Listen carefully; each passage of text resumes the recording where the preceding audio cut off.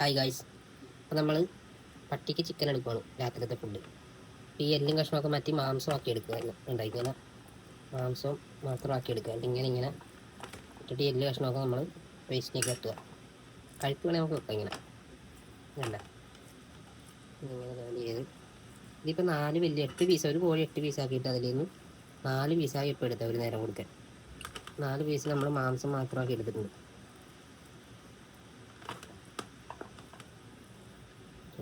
ഇത്തിരി എടുക്കണമല്ലോ, കാരണം കാർബ് ആയതുകൊണ്ടേ നമുക്ക് അധികം കൊടുക്കാൻ പാടില്ല. പിടിയോ ഒരു പേരിനുള്ള രീതിയിൽ എന്താ ഒരു 2 പിടിയുള്ളൂ.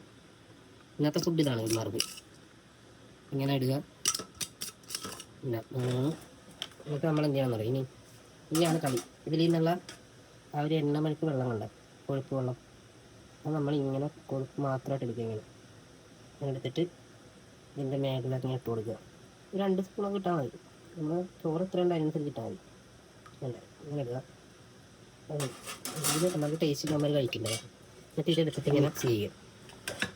ഇത് മൊത്തത്തിൽ ഇങ്ങനെ മിക്സ് ചെയ്ത് എല്ലൊക്കെ ഉണ്ടെങ്കിൽ എടുത്ത് മാറ്റിക്കൊള്ളാം കേട്ടോ. മാംസം മാത്രമേ, കഴുത്തിൻ്റെ ഇത് പ്രശ്നമില്ല. ബാക്കിയുണ്ട് ഈ എല്ലൊക്കെ നമ്മൾ മാറ്റിക്കൊള്ളാം. എല്ല് കൊടുക്കരുത് കാരണവശാലും. എന്നിട്ട് കണ്ടത് ഇതിപ്പോൾ അത്യാവശ്യം മിക്സായി. നമ്മൾ നേരെ പട്ടിക്കോളും.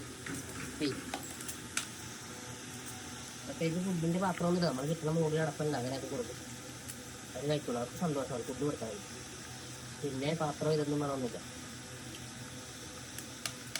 ഇനി അടുത്ത വീഡിയോയിൽ അടുത്ത ദിവസം അടുത്ത ഫുഡിൻ്റെ വീഡിയോയിൽ കാണാം.